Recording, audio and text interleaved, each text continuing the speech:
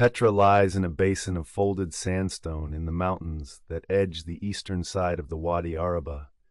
the long rift valley that runs down from the Dead Sea toward the Gulf at Aqaba, in what is now the south of Jordan. The land here is high and broken, a country of bare rock and dry watercourses, where the desert plateau begins its fall toward the deep trough of the rift, and the city sat held within a ring of cliffs at the meeting of that high ground and the lower desert, neither on the open plateau nor down in the valley, but folded into the seam between them. The rock that closes the basin on every side rises in domes and clefts and weathered walls, and the only easy way into the center runs through a single narrow gorge that the water cut over long ages through the stone. The sandstone of the basin is banded in color, layer upon layer of red and rose and pale ochre and gray laid down when the rock was sand, and the long weathering of wind and water has worn these bands into smooth swelling forms, into domes and fluted faces and rounded hollows, so that the cliffs read less as cut blocks than as something poured and set. The color shifts through the day as the light moves across it, deepening toward the warm end of its range in the low sun of the morning and the evening, and paling toward gray under the full light of noon, and the whole basin holds this slow turning of color as the one constant motion in a still country. The gorge that gives the only easy entry, the long cleft the local memory names the Sikh, runs more than a kilometer through the rock from the open ground on the east to the heart of the basin, and in places its walls rise far overhead, while the floor between them narrows to the width of a few paces. The cleft was not cut by the city, but found by it, a fault in the sandstone that the seasonal water had opened and deepened over ages, and the road into Petra was laid along its floor so that the approach to the center passed through a long shaded passage of towering stone before the rock drew back and released the built city into view. Rainfall in the basin is sparse and falls almost wholly in the cold half of the year, and it comes when it comes in brief and heavy storms rather than in any steady wet, so that the country knows long dry months broken by sudden floods. The water that fell on the high ground to the east gathered into the watercourses and ran down toward the basin in fast brown floods after the winter storms, and this water, which could scour the gorge and drown the center if it ran free, was the one resource the place could not do without, and the one danger it had most to govern. The whole later shaping of the city turned on the holding and the leading of this seasonal water. The basin sits at a height of some 900 meters above the distant sea, and the air of it is the dry, clear air of the high desert, hot through the long days of summer and cold in the nights and the short winter, the temperature falling fast once the sun goes off the rock. The ground bears the hard vegetation of such country, the scattered shrub and the seasonal grasses of the dry land, and beyond the immediate basin, the terraces and the catchments that the inhabitants cut held what soil and moisture they could against the slope, so that a thin agriculture clung to a country that gave little of itself without work. The position of the basin set it on the natural roads of the wider region. The high broken country east of the rift lay across the line that ran from the incense lands of southern Arabia up toward the Mediterranean coast and the cities of the north, and Petra sat at a point on that line where the routes converged, where caravans coming up from the south could find water and shelter held within a basin that the ring of cliffs made easy to guard. The place was chosen less for the little its own ground gave than for where it stood on the long roads of the trade, a sheltered halt with water at the crossing of the ways. The ring of rock that encloses the basin made the site at once defensible and concealed. The cliffs stand around the center so completely that the built city could not be seen from the open desert, and the narrow gorge that gave the only easy way in could be held by a few against many, so that the wealth gathered in the basin sat behind a wall of stone that the land itself had raised. A people that lived by moving goods across a dangerous country found in this enclosed basin a strong room of rock, open to the roots by its gorges and closed to the raider by its cliffs. The first people whose mark is plain in the basin were a herding and trading folk of the northern Arabian deserts, the Nabataeans, who in the centuries after the breaking of the older empires of the region came to hold this stretch of country and to gather the trade that crossed it. They were in their earliest record a people without fixed houses, moving with their flocks and their caravans across the dry land, and their settling into the basin and their slow turning of it into a city of carved stone is itself a part of the story the ground holds. The marks of the tent-dwelling phase lying beneath and before the marks of the monumental one. The basin carried their gathering wealth as their hold on the trade grew firm. The shape of the place can be read in the land before any building is considered. The banded sandstone worn into domes, the one long gorge cutting through the cliffs to the center, the seasonal floods running down off the high ground, the ring of rock closing the basin against the open desert, and the long roads of the trade converging on the water held within it together, set out the reasons a city rose here, in a country that without the trade and without the holding of the water would have stayed the dry and broken ground it had always been. The cliffs stood ready, the gorge gave entry, the floods gave water to those who could hold it, and the roads brought the wealth that paid for the carving of the stone. The buildings of Petra, for which the place is most widely known, were not raised in courses from the ground, but cut back into the living rock of the cliffs,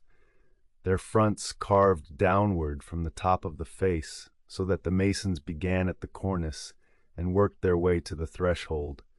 removing the stone before them as they descended. The method left no room for correction, the whole front being released from the solid rock in a single continuous working, and it produced facades of great height standing flush against the cliff, their architecture wholly carved, and their interiors hollowed out behind them as chambers cut into the same mass of stone.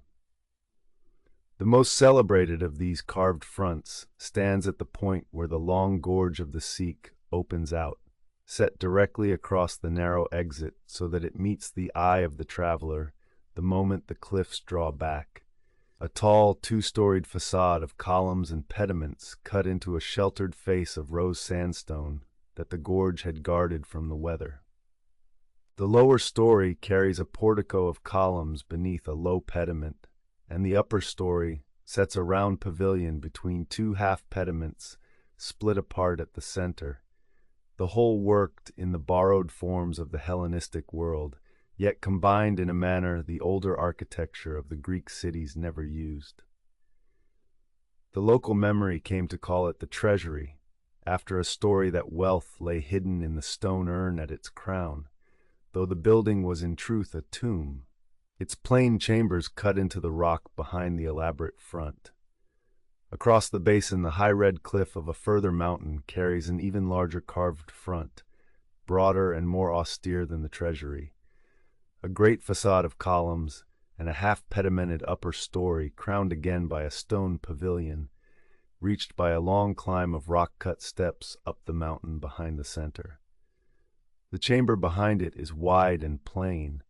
with a single recess in its rear wall, and the building has been read as a place of gathering and of the honoring of a king raised to the company of the gods, set high above the basin where the climb to it became itself a part of its use. Its great scale and its high, lonely setting made it one of the largest of all the carved monuments of the site. The fronts of the tombs that line the cliffs of the basin in their hundreds show, alongside the borrowed Hellenistic forms, an older and more local manner of building, a manner of stepped forms cut in ranks like the crenellations of a wall, rising in steps from the sides of the facade toward the center. These stepped tombs, plainer and earlier in feeling than the columned fronts, carry the architecture of the Nabataeans before the full borrowing of the Greek and Roman forms, and the cliffs hold the two manners side by side, the stepped crowfoot crenellation of the desert tradition and the columns and pediments of the Mediterranean, sometimes on neighboring fronts and sometimes combined on a single face. Beyond the carved cliffs, the center of the basin held a built city of freestanding stone, raised in courses in the ordinary way, and along its floor ran a paved street lined with columns leading from the lower end of the basin toward the sacred and public buildings at its head. The colonnaded street was the spine of the lower city, with the market spaces and the public buildings opening off it, and at its western end stood the principal temple of the city, a great freestanding building of stone the local memory came to call the palace of the pharaoh's daughter, set within its own precinct and approached by a monumental gate that spanned the street before it.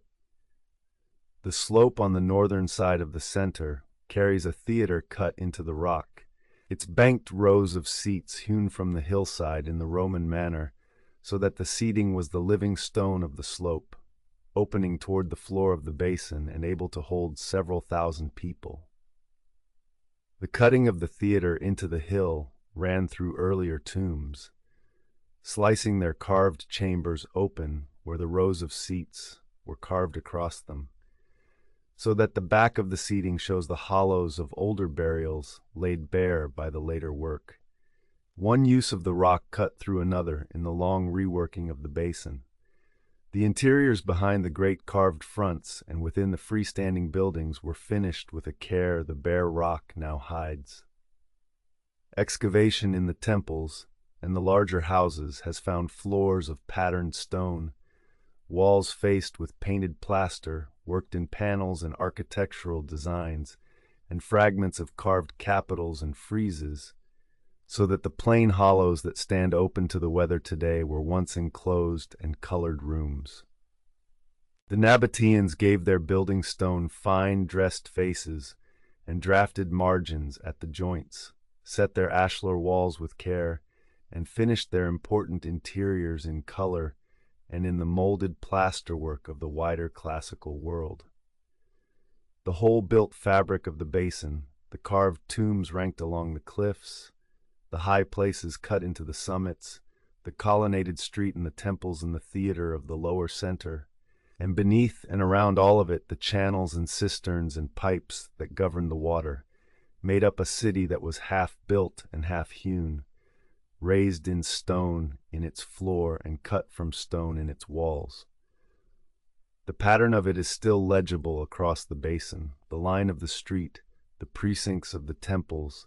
the ranks of the carved fronts, and the long stairways climbing to the high places, set out as the Nabataeans laid them within the ring of the banded cliffs. The working morning of Petra began at the staging grounds outside the gorge, on the open ground to the east, where the caravans coming up from the desert halted before the narrow passage of the Sikh, and where the animals were watered, and the loads were ordered before the goods were brought through the cleft into the center. The basin within the cliffs could not easily hold the great strings of camels of a caravan, and the marks of the gathering and the unloading lie rather at the approaches than at the heart, so that the first hours of the day saw the bringing in of goods through the gorge from the staging grounds, while the animals stayed at the open ground beyond. Within the basin, the households drew their day's water from the cisterns cut into the rock behind their dwellings. The great hollows hewn into the sandstone and sealed with hard plaster that held the runoff of the winter storms through the dry months, and from the ceramic pipes that ran along the walls of the gorge and the channels of the basin, carrying a controlled flow from the spring at Ain Musa beyond the eastern entrance. The drawing of water was the first work of the morning, in a place where every drop had been gathered and led and stored by labor, and the abundance of cisterns across the basin meant that the household had its own held supply at hand against the long dry season. The kitchens and the ovens of the excavated houses show the staples of the morning meal, the grain ground on stone querns into flour and baked into bread in the domed ovens, the olives and the oil, the dates and the other fruit of the watered terraces, set out in the storage jars that the houses held in numbers. The Nabataeans, a people grown from desert herders into the holders of a trading city, kept in their diet both the produce of their cultivated terraces and the meat and milk of their flocks, and the bones and the seeds and the residues recovered from the floors, set out a table of grain and fruit and oil and meat that the morning kitchen prepared. The stalls along the colonnaded street opened as the goods came in through the gorge, and the trade of the morning was conducted in a basin that drew merchants and travelers from across the region, so that the market carried many tongues at once. The Nabataeans wrote their own language in a flowing script of their own, an Aramaic tongue set down in a hand from which the later writing of the Arabs grew, and the ostraca and the painted jar marks and the carved inscriptions of the site carry this script across the basin, while the Greek of the Eastern Mediterranean trade ran alongside it in the dealings of the market and later in the records of the place. The morning street held the sound of bargaining in several languages and the marks of several scripts on the goods that passed along it.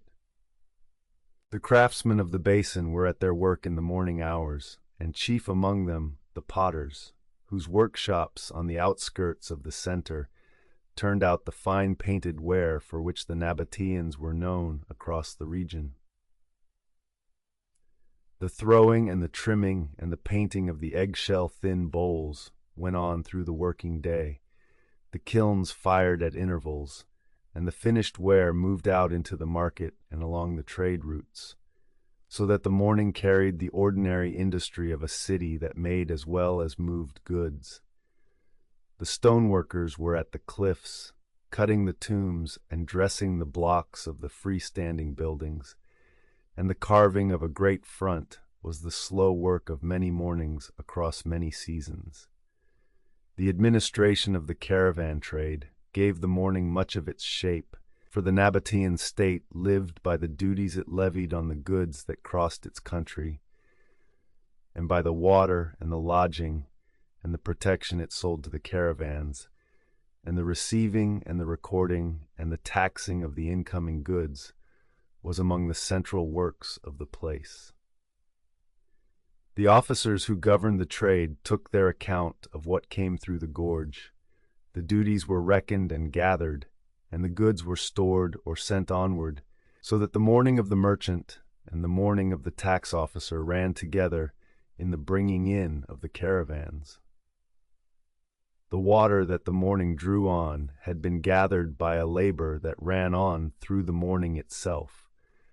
The keeping and the clearing of the channels and the pipes and the cisterns, the checking of the dams and the catchments against the next storm, the maintenance of a system on which the whole life of the basin rested. The Nabataeans had turned a dry basin into a city by their command of the water, and that command was not a thing built once, but a thing kept day by day. The channels cleared of the sand the wind brought, the cracked plaster of a cistern made good, the flow along the pipes watched and governed,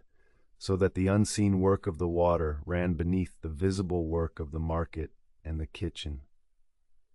By the middle of the morning, the basin was at its full daily round, the goods brought in through the gorge, and laid out along the street, the duties reckoned, the water drawn and the channels kept, the potters at their wheels and the masons at the cliffs, the kitchens past their baking, and the household stores opened for the day. The city within the ring of rock was at its work, ordered around the trade that paid for it and the water that allowed it, and the rhythm held through the strengthening heat of the desert day until the long light of the evening drew it down again toward its rest. The The first material of Petra was the sandstone of the basin itself, the banded red and rose and pale rock into which the tombs were carved and from which the freestanding buildings were raised. A stone soft enough to be worked with iron tools, yet sound enough to hold a carved front across the centuries when the weather was kept from it. The softness of the sandstone made the great carved facades possible, for the masons could release a whole front from the cliff by cutting away the stone before it, and the same softness set the limit of the work, for the exposed rock weathered and crumbled where the wind and the rain could reach it, so that the best kept fronts are those the gorges sheltered, and the worst are those that stood open to the desert weather. The color of the stone was its own material, the natural banding of red and ochre and gray and near white running through the sandstone in waving layers, and the carvers set their fronts and their chambers into this banded rock without disguising it, so that the swirling color of the stone runs across the carved columns and the hewn ceilings of the interiors. Within the chambers, the cut surfaces show the banding at its most vivid, the rock sliced across its layers into ribbons of color, and the Nabataeans seem to have prized this natural patterning,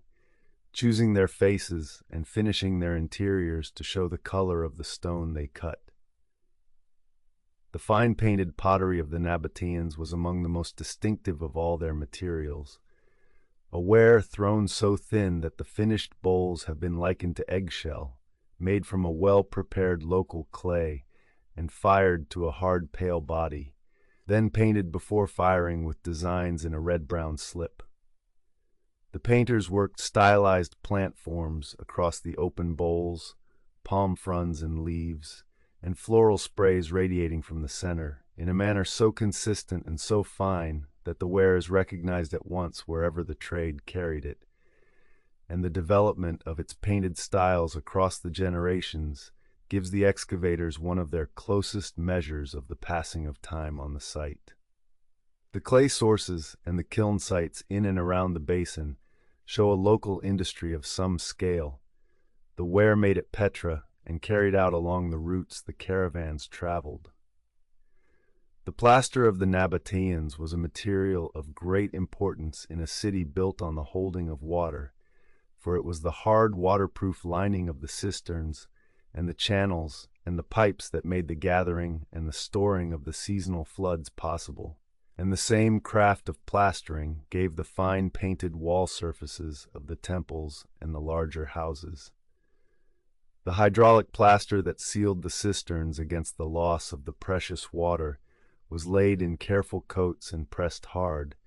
and its survival in the rock-cut cisterns across the basin is among the plainest evidence of the engineering on which the city rested. The wall plaster of the interiors was worked in color and in molded relief, painted in panels and architectural designs in the manner of the wider classical world. The materials that came in along the trade are written into the wealth of the city, for Petra lived by the moving of goods it did not itself produce, and the incense of southern Arabia, the frankincense and the myrrh that were the chief cargo of the long desert road, passed through the basin in quantity, though they left little trace in the ground beyond the wealth their carriage brought. The bitumen of the Dead Sea, drawn from the water where it rose and carried out to the markets that used it in many crafts, the copper of the Wadi Araba mines to the west, the spices and the textiles and the worked goods of the further trade all moved through the basin, and the imported glass and the lamps and the fine wares found in the houses show the return flow of goods, the wealth of the trade brought in. The metals of the city were both the local copper of the Araba and the gold and silver that the trade gathered, worked into the coinage that the Nabataean kings struck in their own name, and into the ornaments and the vessels of the wealthy households. The Nabataean state minted its own silver and bronze, the coins carrying the heads of the kings and queens and the emblems of the kingdom, and the use of struck coin alongside the older weighing of metal marks the place of Petra in the monetized trade of the classical Mediterranean world. The worked metal of the fittings and the ornaments appears in the excavated houses and the tombs alongside the pottery and the glass. The timber of the basin was scarce, as it is in all such dry country, and the wood for the roofs and the fittings of the freestanding buildings and for the firing of the kilns was a material to be gathered with care, drawn from the thin growth of the surrounding hills and carried in along the routes. The roofing of the built temples and houses, the doors and the furnishings, the fuel of the ovens and the pottery kilns, all drew on a supply of wood that the country gave grudgingly, and the management of this scarce material was a part of the same careful husbandry that governed the water in a place where the essentials of building and living had alike to be gathered and held. The substance of Petra ran thus from the banded sandstone of the cliffs and the local clay of the potters and the hard plaster of the cisterns, the materials the basin itself gave to the work, to the incense and the bitumen and the copper and the spices the trade carried through it, and the gold and silver and glass that the trade brought back, the near and the far set side by side, in a city that built itself from the rock it stood in, and paid for the building with the goods of half a world that crossed its gorge. The wealth of Petra was the wealth of the incense road, the long overland route that carried the frankincense and the myrrh of southern Arabia north across the deserts toward the markets of the Mediterranean. And the city stood at the point where that road, climbing up from the south through the dry country east of the rift, met the routes that ran west toward the coast and north toward the cities of Syria. The Nabataeans held this crossing and grew rich upon it, neither growing the incense nor in the main consuming it, but commanding the ground across which it had to pass, and taking their profit from its passage, so that the carved cliffs of the basin were paid for, in the end, by the resin of trees that grew 1,000 miles to the south. The frankincense and the myrrh were the resins of trees that grew only in the far south of Arabia and across the water in the Horn of Africa, gathered there as hardened tears of sap, and carried north by stages along a road of desert wells and halting places. And the demand for them in the temples and the households of the Mediterranean world, where they were burned as incense and used in medicine and in the rites of the dead, was great and steady enough to sustain the whole long and costly carriage. Petra sat near the northern end of the desert stretch of this road, the last great halt before the goods passed on toward Gaza on the coast and the markets beyond, and the city grew as the gatekeeper of the resin trade. Alongside the incense moved a wider commerce that the basin gathered and passed on.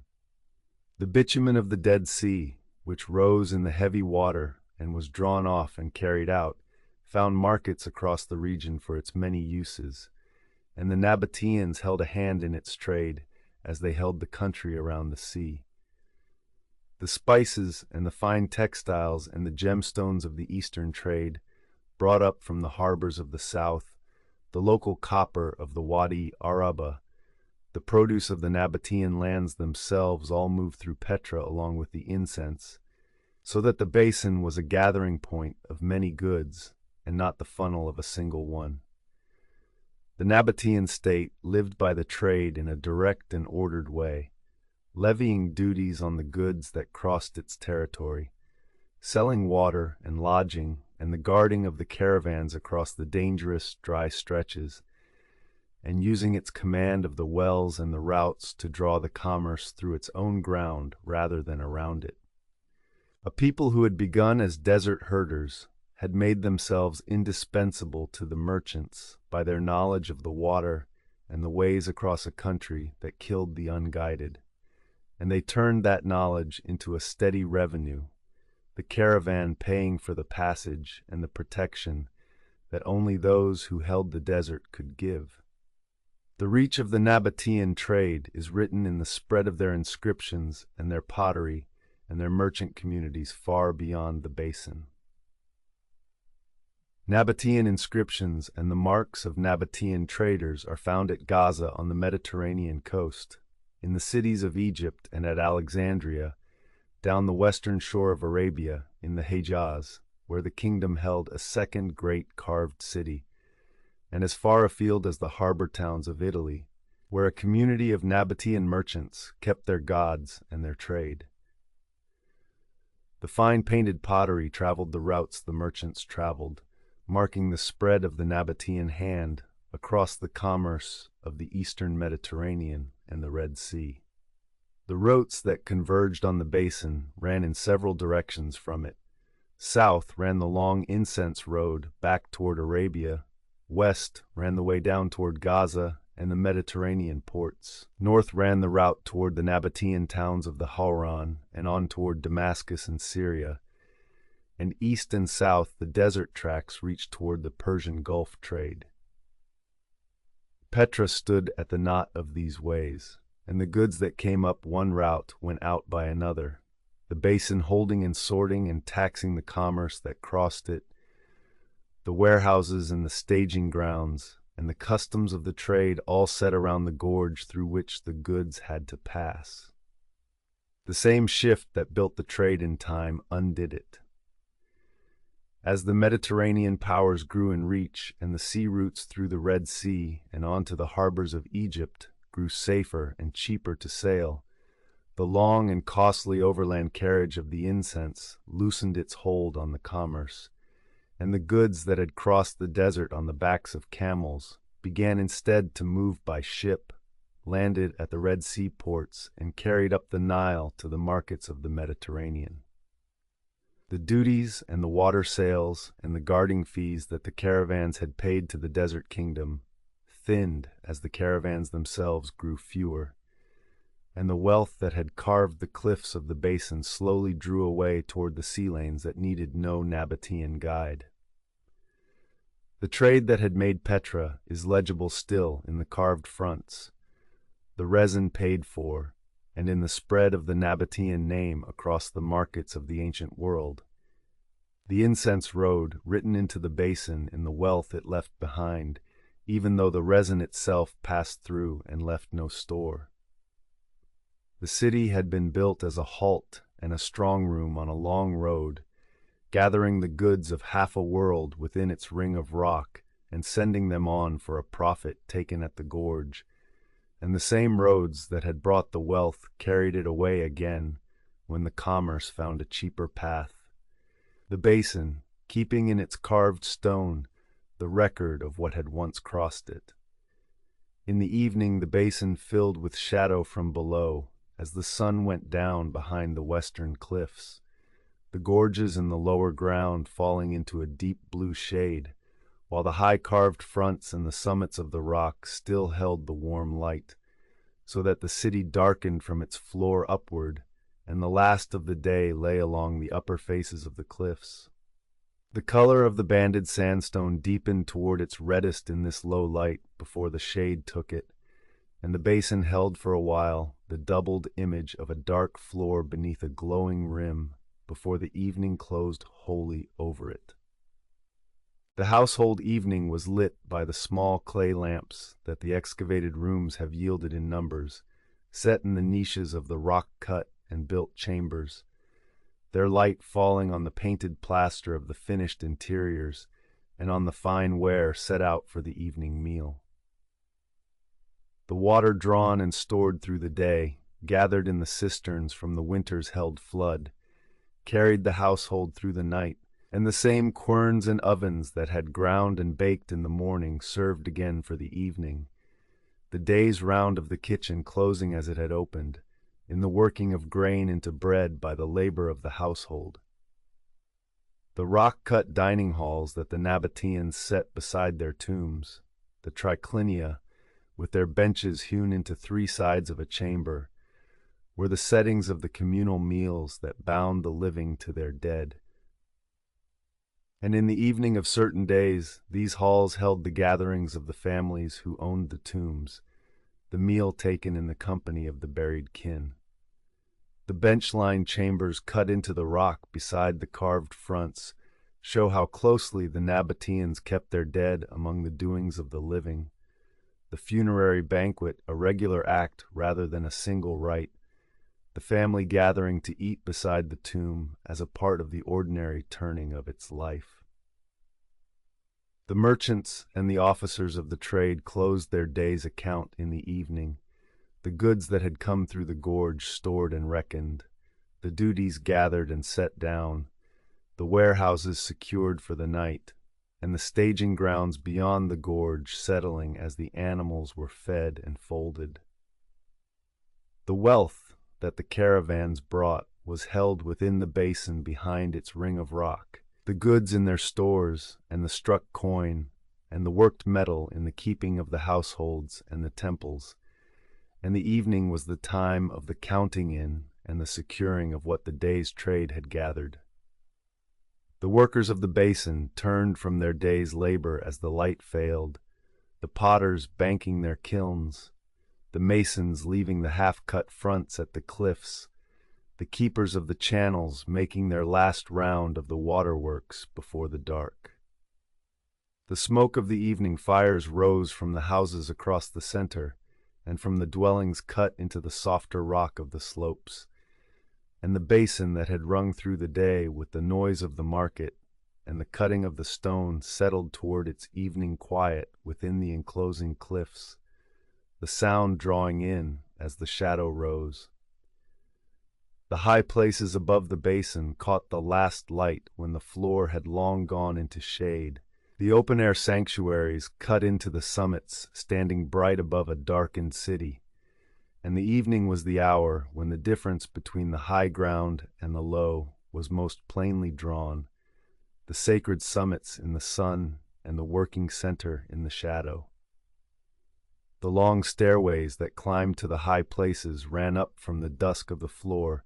toward the light still on the tops, and those who kept the summit sanctuaries came down the stairs into the gathering dark of the basin as the last light left even the highest rock. The same period that the morning showed as a city of trade and craft and waterwork, the evening showed as a city of household and family and the company of the dead, the two passes describing one settled life from its two ends, the public and provisioning morning and the domestic and funerary evening. The Nabataeans who bargained and taxed and carved and carried through the day gathered in the evening to their lamplit rooms and their tombside meals, and the same basin that held the staging grounds and the market street held also the lamp in the niche and the bench in the rock-cut hall, the working city and the resting one being one city seen at its 2 hours. The dark came on fully once the light had left even the summits, and the basin lay still within its ring of rock, under the clear, cold sky of the high desert, the cisterns holding their water through the night, the stores secured, the lamps burning low in the carved chambers, the dead kept in their tombs among the dwellings of the living. The city that had drawn its wealth through the gorge by day held it close within the cliffs by night, and the long quiet of the desert evening settled over the carved fronts and the colonnaded street, and the high silent sanctuaries, until the slow turning of the light should bring the color back into the stone with another morning. The gods of the Nabataeans were shown for the most part not as figures, but as plain blocks of stone, rectangular pillars set upright in carved niches,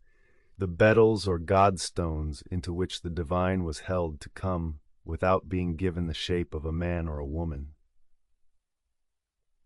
These plain stones, cut into the rock faces throughout the basin and set in the niches that line the gorge and the stairways and the sanctuaries,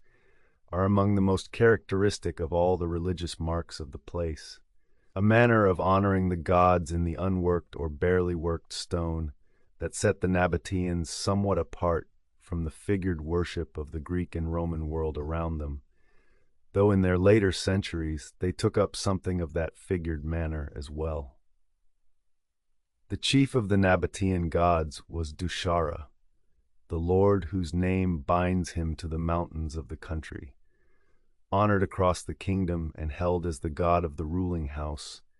And beside him stood the great goddess, called Al-Uzza, and named also in other forms, with a company of further deities whose names the inscriptions carry. The piles in the niches were set up for these gods, sometimes plain and sometimes given the barest marks of eyes and nose in the later manner, and the dedications cut beside them name the gods and the people who set them there, so that the worship of the basin is read through these carved niches and their inscriptions across the gorges and the high ground. The high places of Petra, the open-air sanctuaries cut into the summits of the mountains that ring the basin, were the most striking of its sacred settings, reached by long flights of steps cut into the rock and set far above the working center on the bare tops of the cliffs. The best preserved of them, on the mountain the local memory names the place of sacrifice, carries a cut platform with a raised court, an altar approached by steps, a second round altar beside it, and basins and channels cut into the rock to carry the liquids of the offerings, the whole sanctuary hewn into the living summit with the basin and its city spread out far below. The climb to the high place was itself a part of its rite, the ascent from the floor to the summit, drawing the worshipper up out of the working city to the bare sacred ground above it. The burial of the dead was the work to which the greatest carved labor of the basin was given. The hundreds of tomb fronts ranked along the cliffs holding behind them the chambers in which the dead were laid in cut recesses, the loculi hollowed into the walls of the rock-cut rooms. The scale of a tomb front spoke for the standing of the family that cut it, from the plain stepped fronts of the lesser tombs to the great columned facades of the wealthiest houses and the royal tombs. And the carving of a tomb was an act of the family's place in the city as much as a provision for its dead, the cliffs becoming a ranked record of the households of Petra, written in the size and the manner of their fronts. Beside the tombs, the rock-cut triclinia held the funerary meals, the benches cut into 3 walls of the chamber for the diners who gathered to eat in the presence of the dead, and the keeping of these meals bound the living family to its buried members in a regular communal act. The dedicatory inscriptions of some tombs set out the rules of the burial and the rights of those who might be laid there, and the keeping of the funerary observances, so that the tomb was a thing governed and endowed,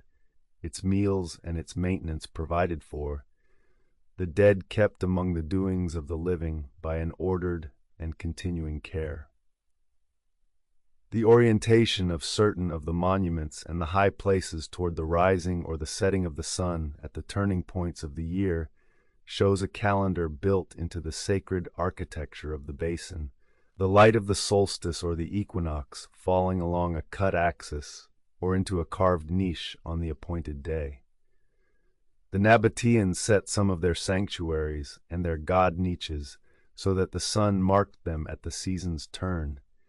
binding the worship of the gods to the round of the year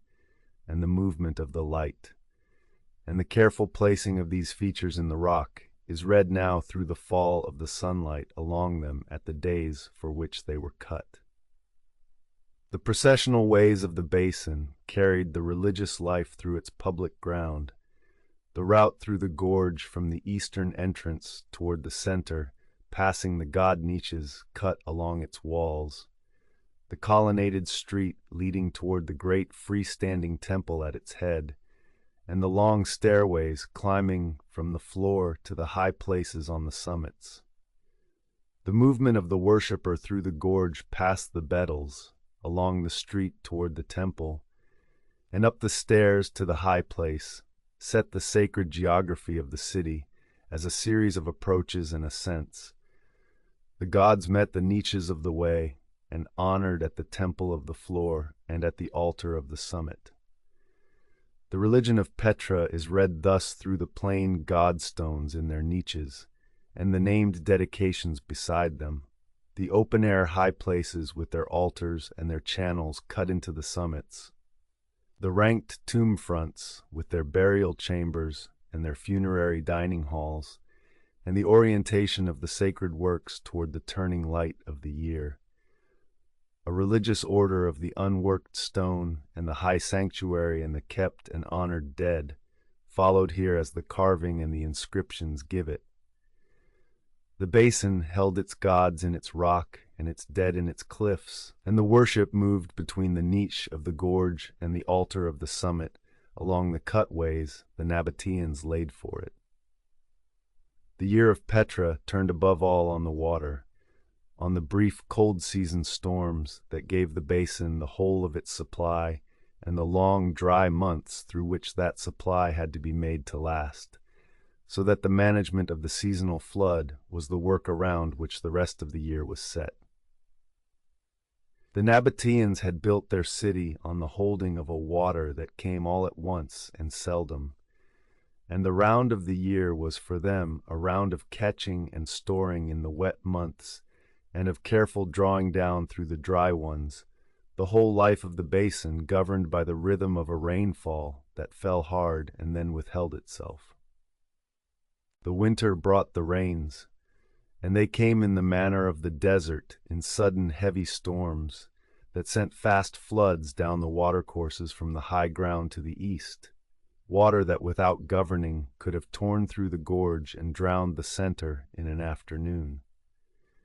Against this danger, the Nabataeans had cut a tunnel through the rock to carry the main flood around the entrance of the Sick and away down a side valley, and had thrown a dam across the mouth of the gorge to turn the water into that tunnel, so that the cleft that gave the city its entrance was kept clear of the floods that the same storms sent down. The winter was thus the season of the greatest danger and the greatest gathering at once, the flood that threatened the city being also the flood that filled its cisterns. The catching of the winter water ran through a system spread across the whole basin and the high ground around it, the channels cut along the walls of the gorges to lead the runoff, the ceramic pipes that carried the controlled flow from the spring, the dams that held the water in the side valleys, and the hundreds of cisterns hewn into the rock and sealed with hard plaster to store it.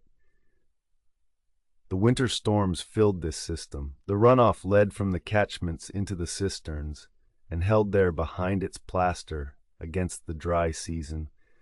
so that the water of a few storms was gathered and kept to serve the basin through the long months when no rain fell, the engineering turning a brief and violent supply into a steady one. The spring brought a short greening of the basin and the surrounding hills, as the held water and the last of the rains drew the seasonal growth from the ground. The terraces and the catchments that the Nabataeans had cut to hold soil and moisture on the slopes, carrying their grain and their early growth, the country at its briefest season of green. The agricultural terraces in the hills around the basin caught what soil the slopes would give and what moisture the winter had left, and the spring was the season of the growing crop, the thin farming of a dry country, making the most of the short window between the cold rains and the summer heat. The summer ran long and hot and wholly dry, the basin baking under the desert sun, the green of the spring burnt back to the bare rock and the dry shrub, and through these months the stored water of the cisterns carried the city, drawn down steadily as the season wore on. The heat lay heavy in the basin where the cliffs held it, and the water grew ever more precious as the dry months ran their course, the household and the caravan and the craft, all drawing on the held supply that the winter had laid in, the careful governing of the cisterns, standing between the city and the failure of its water in the worst of the heat. The trade had its own seasons within the turning year, the caravans crossing the desert stretches when the heat and the water along the route allowed, and the coming and going of the great strings of camels through the staging grounds beyond the gorge rose and fell with the conditions of the long roads. The movement of the incense and the other goods up from the south and on toward the coast and the north was set to the times when the desert could be crossed, so that the basin saw its trade swell and ebb with the seasons of the rotes, as well as with the seasons of its own water, the two rhythms of the caravan and the cistern running together through the year. The autumn brought the gathering of what the terraces had grown and the turn back toward the season of the rains, the crop taken in from the hill terraces, the stores readied,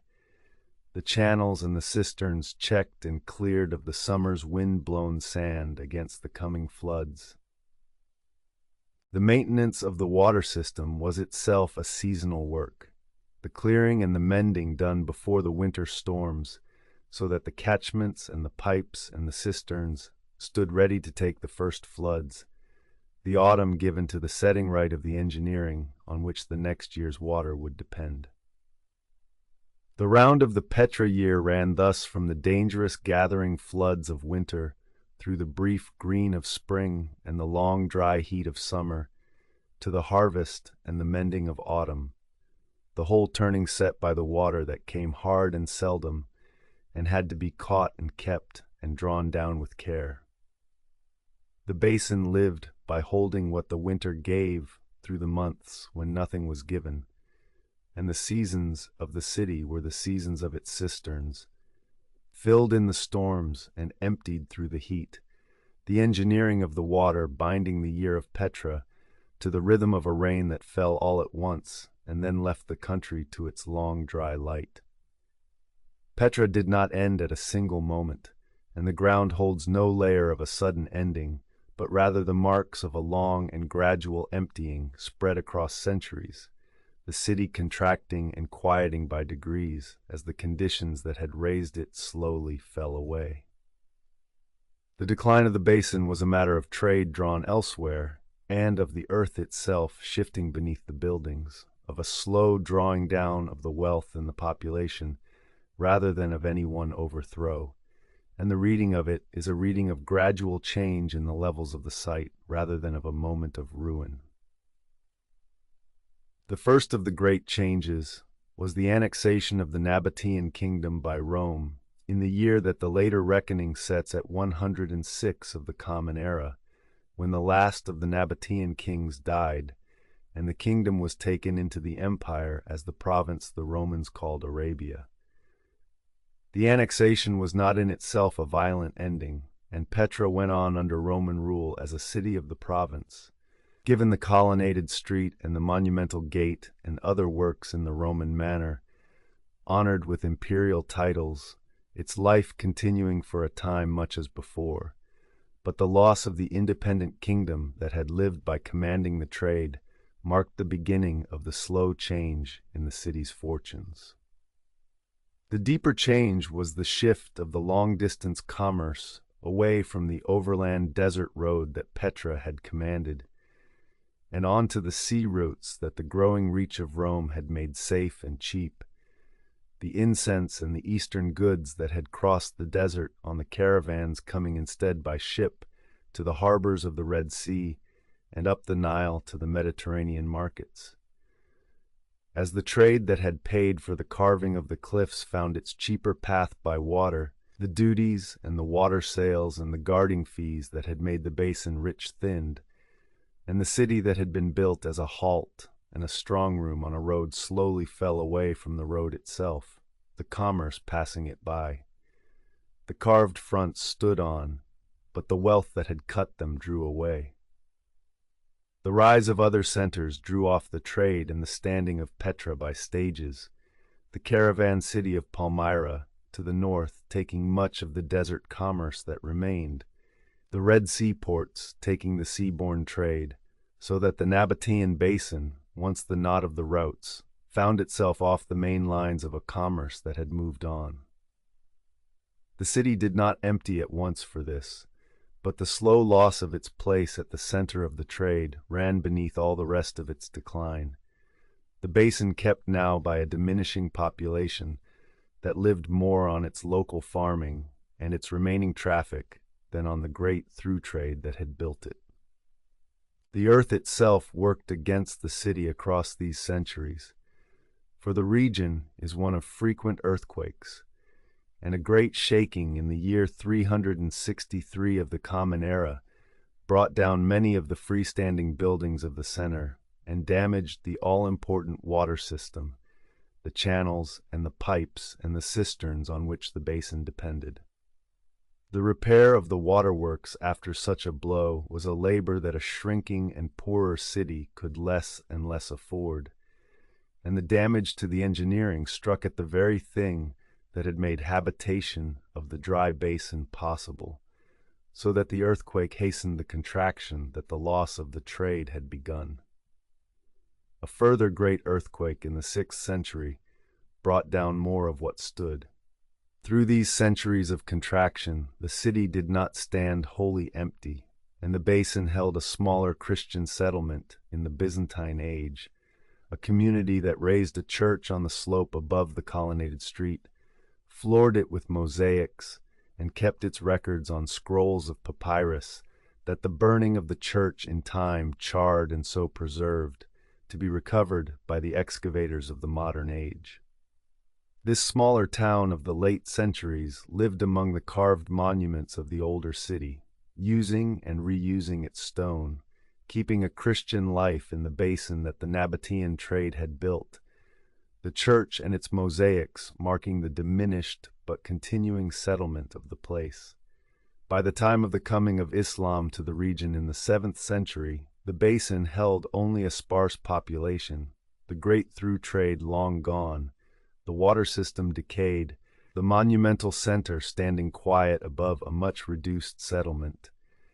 And in the centuries that followed, even this thinned away, until the carved city stood all but empty,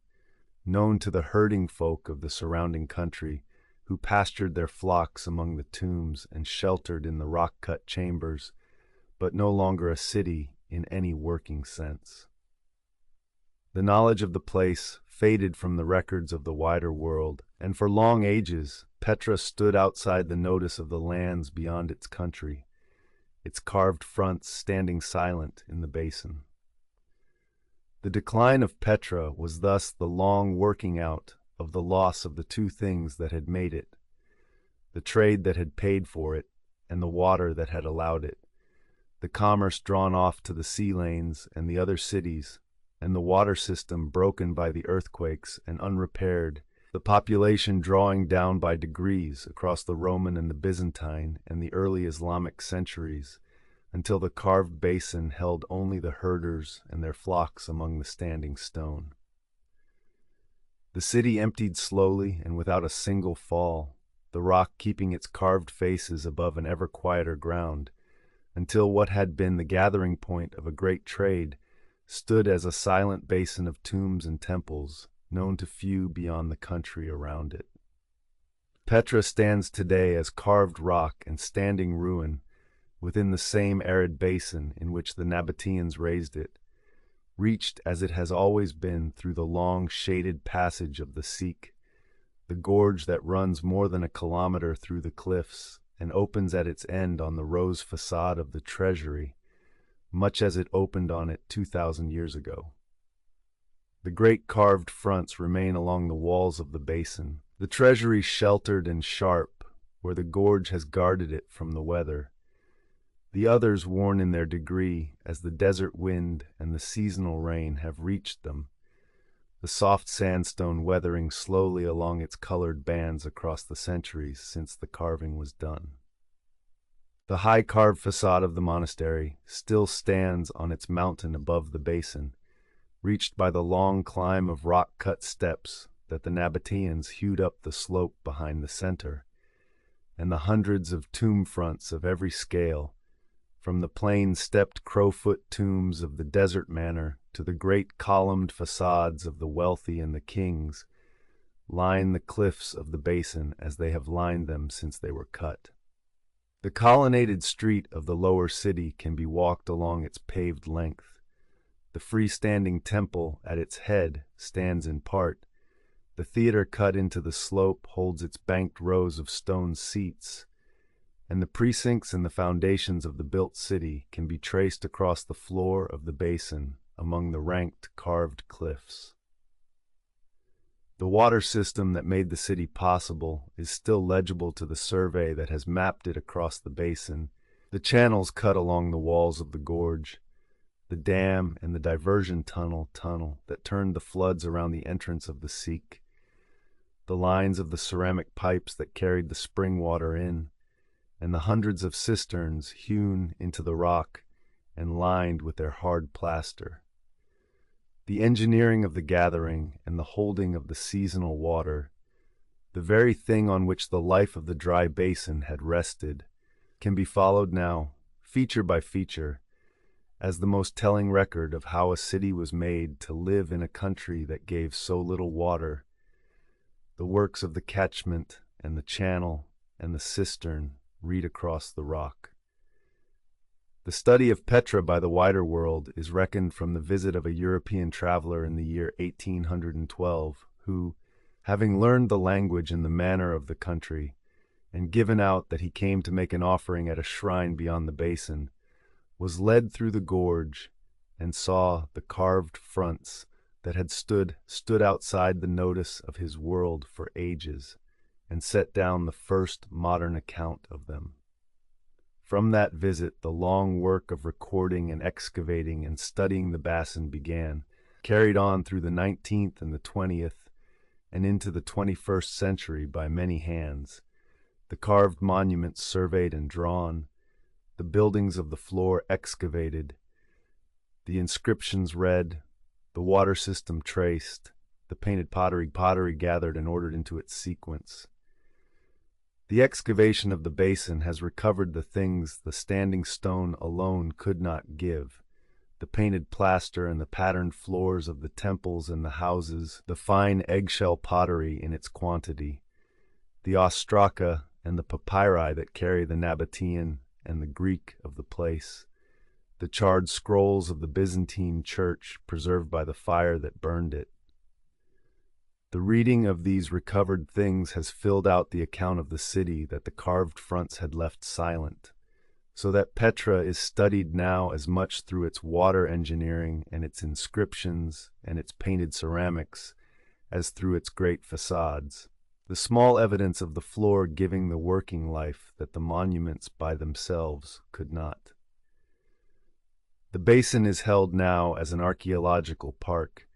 and was entered in the latter part of the 20th century on the list of places reckoned to belong to the heritage of the whole world, walked by those who come up through the gorge to it, and guarded against the weathering of the soft stone and the press of the living country around it. The herding folk who kept their flocks among the tombs through the long, quiet centuries have their own continuing connection to the basin, and the work of conservation and of study goes on across the site, the carved fronts steadied where the rock has failed, the monuments recorded, the account of the place made fuller season by season. The site is still there. The city is not. The carved fronts stand along the cliffs, and the colonnaded street runs across the floor, and the cisterns hold in the rock. But the trade that crossed the gorge and the people who carved the stone and drew the water are long gone from the basin, and what remains is the worked rock and the traced engineering and the gathered evidence of a city that lived by the holding of water and the moving of goods, and then slowly emptied when the waterworks broke and the trade went by another way. The basin keeps the shape of the city in its stone, while the life that filled it has passed. In the late light of the day, the sun lowers behind the western cliffs, and the long warm tone of the desert evening comes across the basin, the banded sandstone of the carved fronts deepening toward its reddest as the floor falls into shade, and the high summits hold the last of the light, the gorge filling with the blue shadow it has filled with every evening since the rock was cut. The tomb fronts stand dark along the cooling cliffs. The colonnaded street runs empty in the failing light. The high places fall silent on their summits above the shadowed center.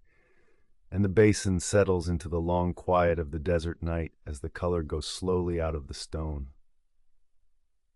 The stones remain,